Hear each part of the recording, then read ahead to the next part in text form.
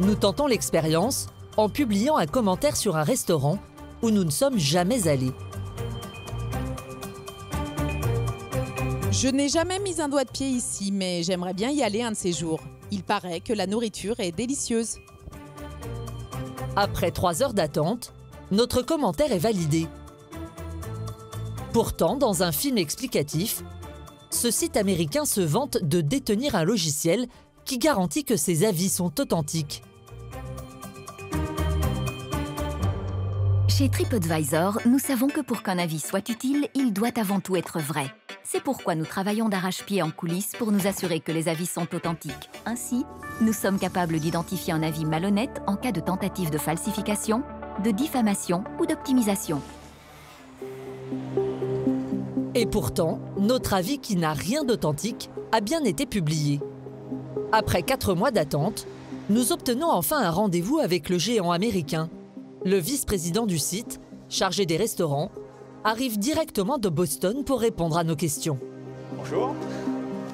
Bertrand Gellensperger va tenter de nous convaincre que ces contrôles sont efficaces. Les règles sont assez simples, n'importe qui peut écrire un avis. Et après, ce qu'il faut, c'est vérifier que celui qui écrit l'avis, a priori, a bien été au restaurant. Il n'y a pas vraiment besoin d'apporter la preuve, en fait. Non, alors, mais c'est pas la même chose. C'est parce qu'il n'y a pas besoin d'apporter la preuve qu'il ne faut pas y avoir été. Et oui, après, mais vous n'avez pas vraiment de moyen de le vérifier. aujourd'hui, non, il n'y a pas de moyen de le vérifier. C'est un ensemble de systèmes, la communauté, etc., qui fait que le système est vertueux et fiable. Il y a toute une équipe d'ingénieurs, etc., qui font les outils. Après, il y a 300 personnes qui modèrent au quotidien, en effet, les avis qui ont été repérés comme potentiellement peu fiables. 300 personnes seulement pour contrôler la véracité de 400 000 publications par jour. Une mission impossible. D'après le vice-président, le logiciel du site serait capable de bloquer instantanément une publication litigieuse. Si on met ce restaurant n'est pas bon, venez plutôt dans tel autre restaurant, voilà, c'est des choses où on fait quand même attention parce que c'est pas l'objet. La politique, évidemment, c'est qu'on l'enlève. Interdit de faire la publicité d'un établissement concurrent, c'est pourtant ce qui est arrivé au restaurateur strasbourgeois. Et nous décidons de lui montrer.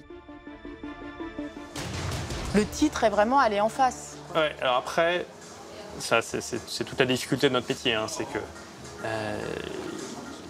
si c'est un vrai utilisateur qui a écrit cet avis, il a le droit de le dire. Donc là, ils disent Flammenküche froide. Oui, si la Flammenküche froide, elle est froide. Si ça se trouve, c'est un bon conseil. Et peut-être qu'en tant qu'utilisateur, on est super content d'éviter d'aller manger la Flammenküche froide et d'en avoir une chaude en face et d'être bien accueilli. Donc, Mais si c'est un concurrent qui se défoule, l'équipe... J'imagine que l'enquête a été menée et qu'il n'y avait aucune preuve comme quoi c'était un avis d'un restaurateur. Face à nos questions, Bertrand Gellensperger finit par avouer le chiffre des avis douteux qui leur échapperaient. Et il est important.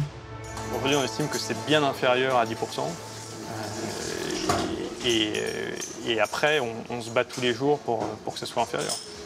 Mais donc moins de 10%, ça veut dire que vous savez quand même qu'il y a une partie qui échappe certainement à votre vigilance. Ouais. Vous dire le contraire, ça serait vous mentir.